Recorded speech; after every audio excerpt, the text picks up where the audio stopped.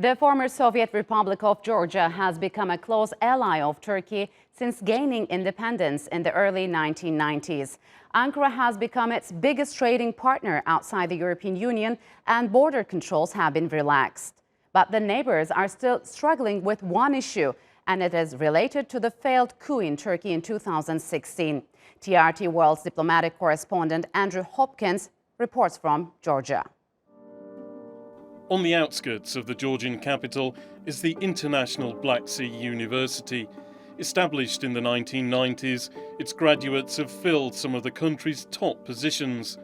But Turkey wants the institution, and several others, closed down, saying it has links to Feto, the Fetullah terrorist organisation, blamed for the failed coup in 2016. Hayati Küçük was involved in setting up the university and worked with the network in Georgia at the time. To make sure an ideology can be brought to life and continue, you need to educate students and make sure they graduate. Then what happens? Gulen has this aim for sure. He wants his people in higher positions in governments, as they were in Turkey. Judges, prosecutors, policemen, and so on. It's the same method all around the world. Turkey has identified the International Black Sea University and 7 schools in Georgia that it wants shut down. Officials have already closed 3 over management concerns. 3 have also been ordered to pay more than $500,000 after tax audits. The International Black Sea University was also banned from enrolling new students for several months over an unpaid tax penalty, but enrolments have since resumed. These buildings behind me used to be the private Demirel College. It was the first school opened by the Gulenist organisation in Georgia in 1993, but it was closed in 2017 when its licence was revoked. Turkey says that schools like these are important for setting up networks. Gifted and poor or rich students would have been targeted to become active in the group. Officials believe Muslims and ethnic Turks would have been the focus, and they make up 10% of Georgia's population. In 1992, when they started opening schools, when they started this twinning cities, they had this twinnings. A couple of cities in Turkey, their organizations would collect money, they will send the money here to support the schools. Then, but in time, they have established companies here, or they have brought their members to do business here. And they helped an ecosystem to be formed. Their businesses would feed the schools. The children's parents who are in those schools who were given a scholarship would be working in different state authorities of Georgia who would help the parents. So they have actually fed a culture of nepotism and corruption in the beginning particularly. Turkish officials have already identified companies in Georgia that are helping to grow the network. They believe Gulenists account for about $50 million worth of business. Among them are these cafes, Ziyade and Supra, widely known locally as Gulenist enterprises. And about an hour's drive from Tbilisi is the small city of Marneuli. A Turkish presence isn't hard to spot here either. Businesses supportive of Gulen have been identified.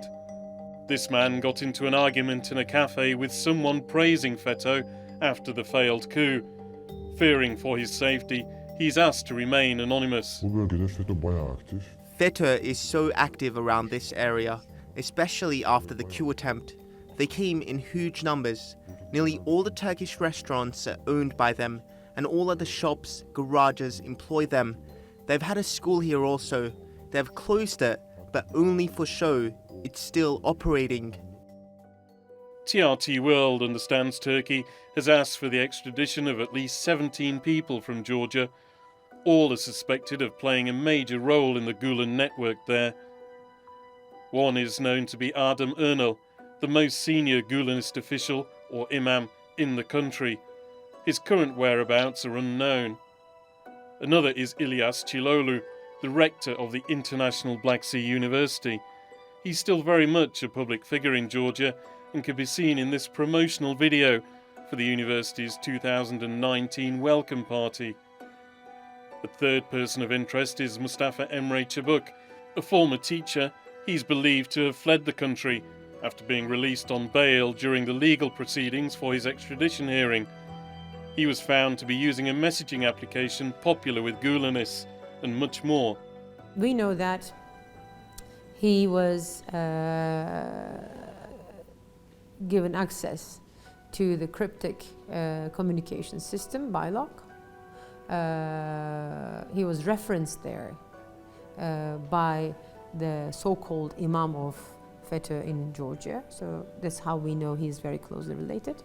And in his close network of BILOG people, there are police officers in Turkey. I mean, like, if he's just a school teacher or a principal, if I were the prosecutor, I would ask, so what does this police officer doing in your close circle of a clandestine cryptographic communication system? So these are the questions I think which should be asked in a court. To do that, we need to have his extradition. And he was the person who was responsible of, by the way, transferring the company that owns the schools here to another one. So basically he was trying to launder the ownership. But again, Çabuk is one of the Feto, if I may say so, ringleaders. But here in the Georgian capital, Turkey faces problems convincing politicians and judges. It's no surprise to find this in the centre of Tbilisi, an information centre on NATO and the EU, which aims to increase public support for both organisations. Georgia isn't a member of either yet, but links are growing stronger all the time. Back in 2008, NATO agreed Georgia could eventually become a member, and the country signed an association agreement with the EU in 2014, something which Turkish officials believe is exploited by Gülenists, who put pressure on the Georgian government through human rights groups and NGOs, resulting in statements like this from the European Parliament in 2018, which says it is deeply concerned by the pressure being exerted by Turkey on Turkish residents in Georgia, as well as on educational institutions due to their alleged affiliation to the Gulen movement, urges the Georgian authorities to follow the case closely, ensuring that judicial procedures and any action taken are fully in line with European principles and standards, urges the EU to support and help the Eastern Partnership countries to withstand the pressure exerted over the last few months, in particular by Turkey. Turkey and Georgia have been collaborating completely within the legal and internationally accepted norms and standards against these people. The investigations, the information exchange, and all this have been done according to the international norms, standards, law, and everything. So that report is not only a manipulation of information and the facts, but also it's I think, an open pressure to government of Georgia. And that report, I think, is about Georgia's relations with the EU. So if I may ask, how come Turkish-Georgian relations in mutual legal assistance or security matters becomes a part of an EU report on Georgia? At the International Black Sea University, they're also keen to foster international links, especially with foreign diplomats. This video shows the US Deputy Chief of Mission Elizabeth Rood. She's not accused of any wrongdoing, but has attended several events at the institution. I'm very pleased to participate in International Black Sea University's 11th American Studies Conference. Hayati Küçük says he broke off relations with the organisation in the early 2000s, when a delegation from the US arrived to inspect the schools. Gürcistan'ın ilk imamı Mesut Bozkır'ın The head of the network in Georgia at that time asked us to prepare activity reports for foreign countries' embassies, such as the US and Israel. I objected to this and questioned it. I asked why we should give reports to other countries. We have an embassy here that we are accountable to. Our main aim should be serving our country and giving reports to them, not to others. The Gulenist presence in Georgia dates back to the early 1990s. The Soviet Union had collapsed and Georgia had declared independence, but it was dogged by instability, civil war and political unrest, and desperately in need of new infrastructure, such as schools. Turkey was also keen to improve relations with its neighbour. In 1995, Prime Minister Tansu Çiller arrived to discuss a new oil pipeline with President Eduard Shevardnadze. The same year, the two attended the opening of a new border crossing and the International Black Sea University. Many people were impressed at that time by the network's intentions. O günkü şartlarda At that time, our aim was to represent our country abroad. This could be in different ways, and we chose education. At that time, we thought opening these kinds of schools would be beneficial for our country's aims and bilateral relations with Georgia. We conducted our trade and business with the same aim.